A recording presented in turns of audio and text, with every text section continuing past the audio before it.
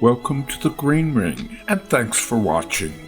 This video is first in a series of intermission features between Die Walküre and Siegfried, during the channel's note-by-note analysis of Wagner's Der Ring des Nibelungen from first page to last.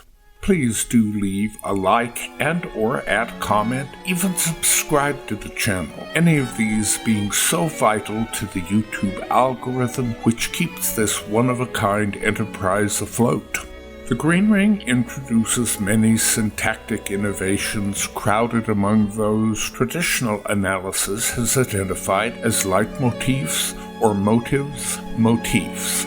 This commentary prefers to take Wagner at his word, who thought of his music's functionality as parallel to that of spoken and written language. Through the large web of themes which dominate all four works, a language has been created of which the world as yet knows nothing.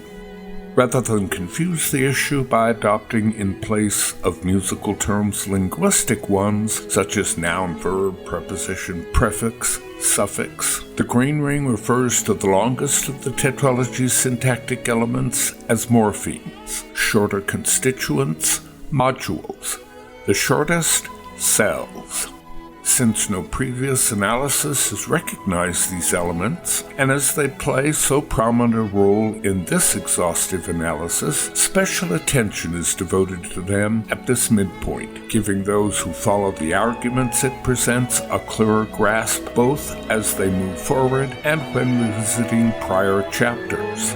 This video concentrates on the Meister's employment of what the Green Ring identifies as the power bounce to advance his narrative purposes. This syntax is among the most plastic the Meister employs, never mind one unknown to traditional analysis in any of its forms.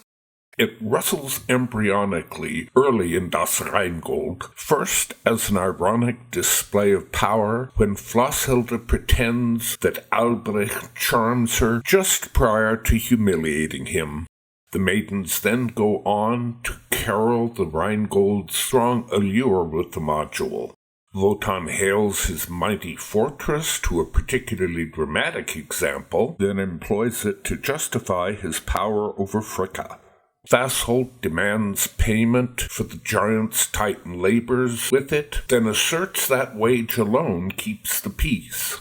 Donner threatens him with a rather feeble power bounce, only for Wotan to quell the Thunderer with a muscular example, while in Scene 3, Mime confirms the gold's might residing in Ring and Tarnhelm with a power bounce.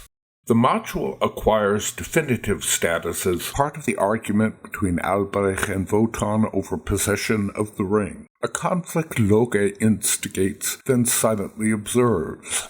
The fire god taunts the dwarf's hubris in the first moments of Scene 4, whose vocal line, first Wotan then Albrecht, soon echo as they quarrel, very like repeated verses in the same refrain. What the Green Ring dubs power bounces thus lie at the heart of all three, their common shape an upward leap, followed by static notes, then rounded in a falling interval. The core idea behind all three characters' lines is the power they struggle to have for themselves, albeit Loge's soul aims to debunk the very notion of that supremacy. The module plays no further part in that conflict as Albrecht moves to issues of his personal autonomy, Wotan unmoved all the while. Once the ring is in his grasp, the issue becomes moot after he loses it to protect his own godly autonomy. It plays a limited part in Die Walküre Act 1, whose subject is the Welsung twins' private emotional flowering. Sigmund does describe the loss of his weapons to a power bounce, while it informs Hunding's marveling over the twins' otherworldly alikeness. Sieglinde glories in Wotan's mighty glance with it, then Sigmund's right to their father's unmatched sword. Act 2's argument between god and consort brings it back to rifle Fricka's vocals as she fights to subjugate Wotan's power to her own. With it, she rages against his seemingly irresistible supremacy, repeatedly demand Brünnhilde exercise its sway to defend her honor, underline the mortal threat her defeat would spell for their immortal hegemony, along with its affront to her as his godly equal, to finally parade her triumph in the Walküre's face. Wotan howls his misery over his lost power, twice repeating the module, mulls the possibility of its further degradation, rails against his own inviolable laws, then outlines the power he's hoped his Welsung could have wielded by intoning another pair. He bitterly deeds his power to the unborn Hagen with a single iteration, Brünnhilde echoing as she reminds the god of his powerful love for the Welsung. When Wotan orders his reluctant daughter to draw up the strength ensuring Siegmund's defeat, he returns to the paired arrangement, which the hero himself follows with his rejection of the Walküre. Finally, the god effectively robs Brünnhilde of her divine power with a dual bounce. The module returns in Götterdämmerung, bringing to a head the power conflict raging throughout the epic's background. This is as far as I'll examine instances of this module until moving forward to Siegfried and Götterdämmerung, where it continues to have a significant impact on the work's syntax. My hope is this short video gives you a more complete idea of what I believe are its associative ramifications.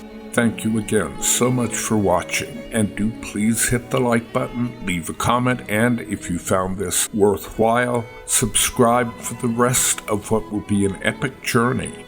Any and or all are so important to the YouTube algorithm.